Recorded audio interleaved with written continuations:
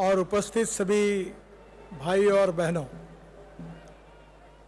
सबसे पहले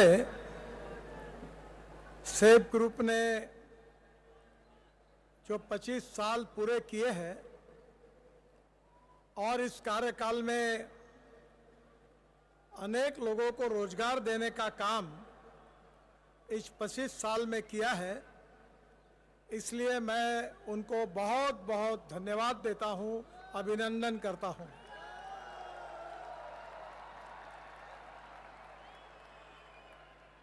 हमारे देश की सबसे बड़ी समस्या कोई है तो हमारे युवाओं को रोजगार मिलना चाहिए। और रोजगार के बारे में स्थिति यह है कि किसी भी देश के विकास में उस विकास को अगर गिनना है तो जीडीपी की बात होती है। हमारे देश में 22 से 24% कंट्रीब्यूशन हमारे देश के विकास में मैन्युफैक्चरिंग सेक्टर का होता है, 52 से 54% सर्विस सेक्टर का होता है और 14% ये केवल एग्रीकल्चर और अलाइड सेक्टर का होता है। महात्मा गांधी जी ये कहते थे कि हमारा देश गांवों में बसता है, 80% आबादी हमारे गांव में रहती है, पर आज धीरे धीरे 25 से 30% लोग गांव को छोड़कर शहर की ओर आए हैं। हमारा मुंबई, कलकत्ता, चेन्नई, दिल्ली, बेंगलोर, इन शहरों की आबादी बढ़ती जा रही है और कृषि और ग्रामीण क्षेत्र में वहां की जनता का जितना विकास होना चाहिए उतना नहीं हुआ है। विशेष रूप से हमारी आवश्यकता यह है कि हमारे ग्रामीण और कृषि क्षेत्र में हम जल, जमीन, जंगल और जानवर, इस पर आधारित उद्योगों का विकास करने की आवश्यकता है। उसमें पोटेंशियल भी है, पर उसके तरफ ज्यादा ध्यान देने की आवश्यकता है। आज हमारे जुएल ओराम जी यहाँ उपस्थित होने वाले हैं। कुछ ही समय में हमारे ट्राइबल मिनिस्टर हैं। हमारे देश के जो ट्राइबल भाई और बहनें हैं वो जंगल में रहते हैं और वो सामाजिक, आर्थिक, शैक्षणिक दृष्टि से शहरी भाग से काफी पिछड़े हुए हैं। हमें ढूंढना होगा कि हमें वहाँ उन लोगों को रोजगार कैसे मिलेगा। रोजगार के बारे में आप सब लोग एंटरप्रेन्योर्स हैं। आपको पता है कि जब उद्योग व्यापार का विकास होता है तो रोजगार मिलता है। एक तरफ इंडस्ट्री और कैपिटल इन्वेस्टमेंट आती है तो युवाओं को रोजगार मिलता है, और जहां रोजगार मिलता है वहां ग्रोथ होती है, और जहां ग्रोथ होती है वहां गरीबी दूर होती है। और इसलिए आज रोजगार निर्माण करने के लिए हमें ग्रामीण क्षेत्र में, कृषि क्षेत्र में, ट्राइबल के सेक्टर में जल, जमीन, जंगल और जानवर आधारित अर्थव्यवस्था के आधार पर नए नए टेक्नोलॉजी का उपयोग करना होगा। आज आपको पता है कि हमारे देश में हम 22 लाख करोड़ रुपए खर्चा करके fossil fuel, petrol, diesel, gas को हम आयात करते हैं। अभी हमने कामयाबी हासिल की है कि हमारा किसान केवल अन्नदाता नहीं तो ऊर्जादाता बन सकता है, ईंधन दाता बन सकता है, हवाई ईंधन दाता बन सकता है। इतना ही नहीं तो बिटुमिन भी तैयार करने लगा है और उसके साथ साथ हाइड्रोजन का भी निर्माण करने के लिए हम सोच रहे हैं।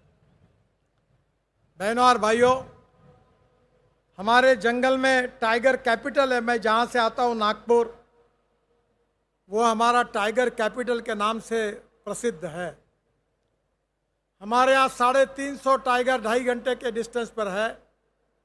ताड़ोबा है, पेंच है, और पूरे विश्व से लोग उसको देखने के लिए आते हैं।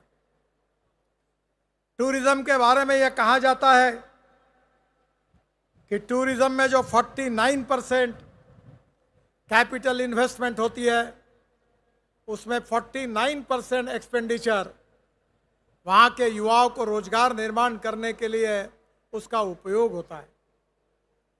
सेफ ग्रुप को भी विशेष रूप से मैं अनुरोध करूंगा कि अब ग्रामीण क्षेत्र में विकास के नए नए आयाम प्रस्तापित हुए हैं।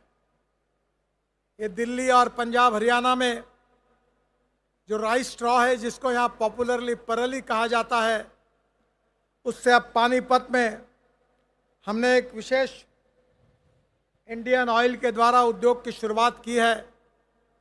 1 लाख लीटर इथेनॉल, 150 टन बायोबिटुमिन और करीब 78,000 टन सस्टेनेबल एविएशन फ्यूल यानी हवाई ईंधन तैयार हो रहा है।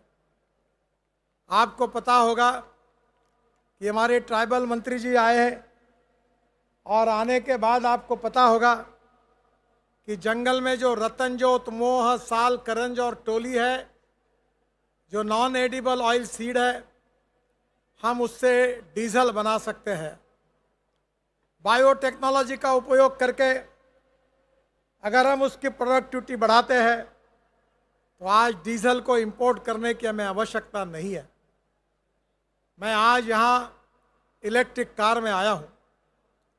मैं ट्रांसपोर्ट मंत्री था जब मैंने पहली बार इलेक्ट्रिक कार को लॉन्च किया था, तो पत्रकार मुझे पूछ रहे थे कि ये गाड़ी रास्ते में बंद पड़ेगी तो इसको धक्का मारने के लिए आप आओगे क्या? कोई गाड़ी बंद नहीं पड़ी। अब electric scooter, electric car, electric bus common हो गई है। 30% बढ़ गया है। आज हमें पेट्रोल डीजल के उतना कम खपत होगी। हमारी नीति है import substitute, cost effective, pollution free और इंडिजिनियस। और इसलिए मैं आप सबको ये कहूँगा कि आप केवल देश के नागरिक नहीं है, आप में एंटरप्रेन्योरशिप है। क्योंकि मार्केटिंग वही कर सकता है, कन्विंस वही कर सकता है जिसमें एंटरप्रेन्योरशिप है। एंटरप्रेन्योरशिप, फाइनेंशियल इंक्लूजन और डिजिटल एम्पावरमेंट, ये तीनों क्षेत्र का उपयोग आप कर रहे हैं। और इसलिए मैं बहुत बार खुद भी याद रखता हूँ और मित्रों को भी बताता हूँ कि नॉलेज एंड टेक्नोलॉजी हमारे लिए बहुत महत्वपूर्ण है। Innovation, entrepreneurship, science, technology, research, skilled, successful practices, we name it as knowledge, and conversion of knowledge into wealth is the future. और इसलिए मैं आपको कहूँगा कि आपने अच्छा काम किया है कि आप अपने पैरों पर आपने आपके रोजगार को ढूंढा है। आप नौकरी मांगने वाले नहीं, नौकरी देने वाले हो।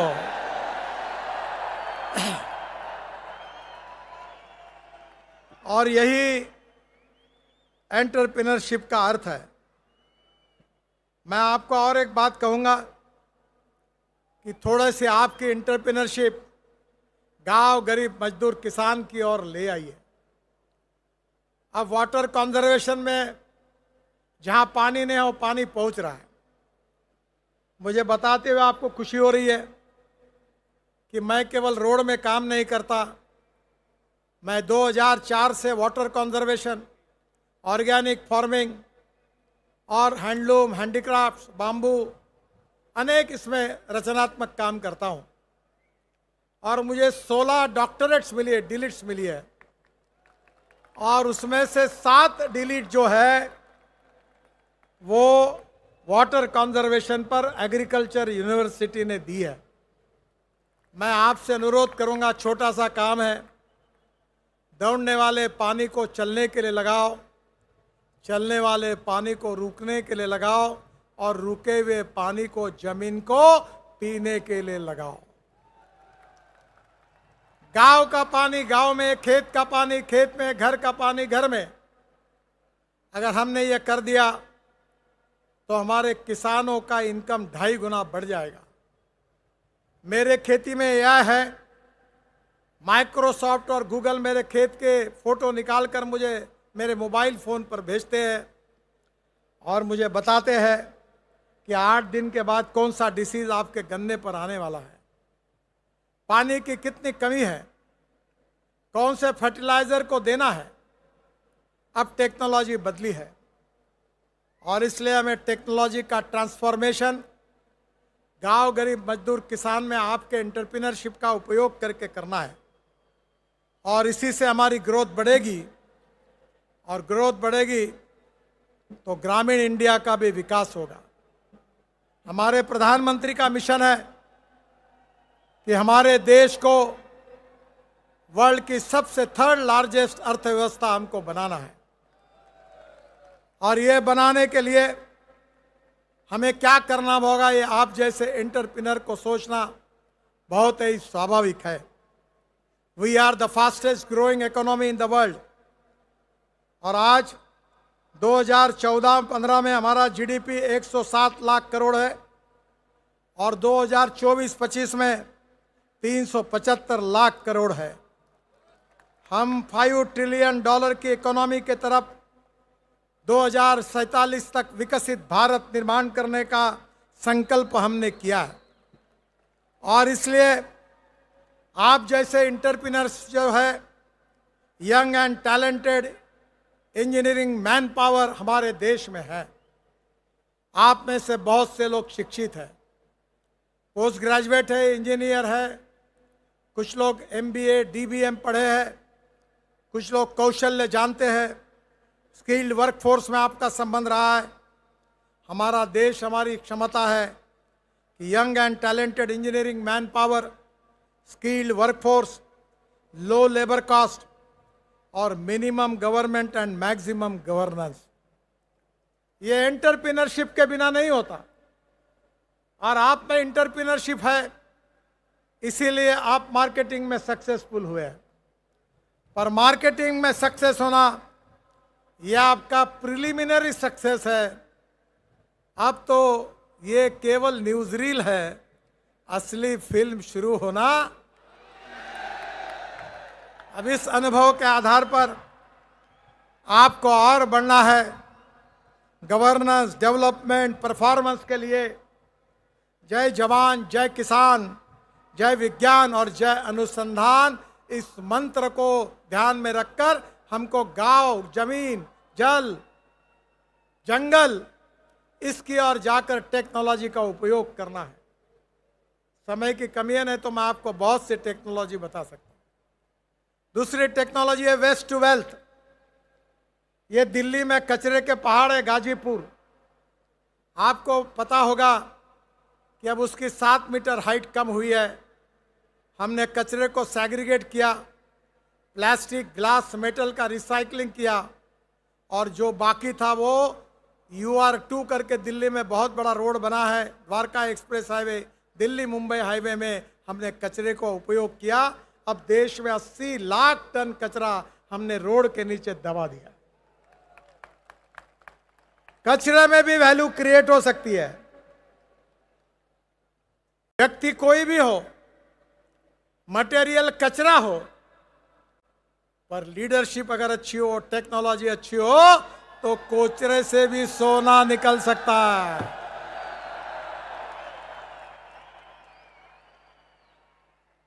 और इसलिए मैं आपको बताना चाहूंगा कि conversion of waste into wealth, ये दूसरी फिलॉसफी है। No person is waste and no material is waste. It is depending upon the appropriate technology, appropriate vision of the leadership that you can convert waste into wealth. बहनों और भाइयों, आप सब में वो क्षमताएं हैं। मैं जानता हूं कि आप मिरेकल कर सकते हैं और इसके लिए मैं आपको 4 मंत्र, 4 पिलर के बारे में बताकर अपनी बात को समाप्त करूंगा। एम्पावरमेंट थ्रू एंटरप्राइज, उद्यमों से सशक्तिकरण, जहां लोग आत्मनिर्भर बनेंगे और आत्मनिर्भर राष्ट्र बनेगा।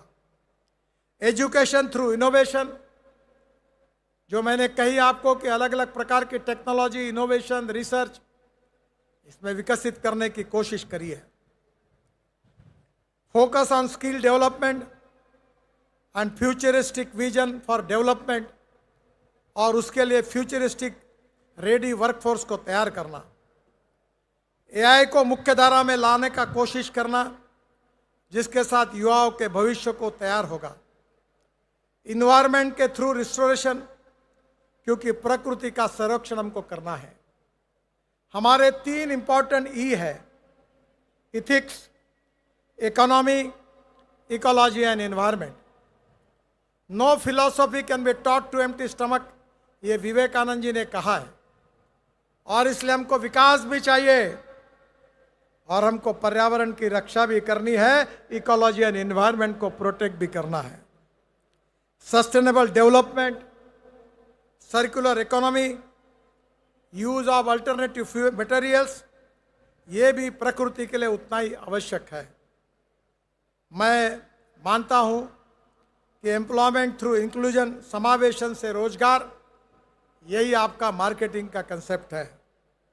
ग्रामीण भारत में महिलाएं बचत ग्रुप है, युवा एंटरप्रेन्योरशिप है। ग्रामीण कृषि क्षेत्र में नई टेक्नोलॉजी आप ले जा सकते हैं, इंपोर्ट को कम कर सकते हैं और एक्सपोर्ट को बढ़ा सकते हैं। यही देशभक्ति है। और मेरा विश्वास है कि हमारे देश की एक मजबूत अर्थव्यवस्था बनाने के लिए, एक्सपोर्ट को बढ़ाने के लिए, इंपोर्ट को कम करने के लिए और मेक इन इंडिया का सपना साकार करने के लिए आप जैसे एंटरप्रेन्योर से बहुत बड़ी अपेक्षा है। 4 बातें जरूर याद रखना, नहीं तो गड़बड़ हो जाएगी।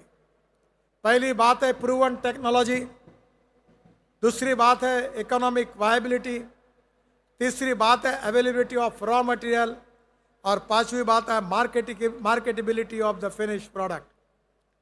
अगर फिनिश प्रोडक्ट की क्वालिटी अच्छी नहीं होगी, रेट रीजनेबल नहीं होंगे, तो मार्केटिंग करना मुश्किल होगा। हमें लोगों को सस्ते से सस्ते, अच्छी से अच्छी चीज देनी है, तब मार्केटिंग सक्सेसफुल होगा।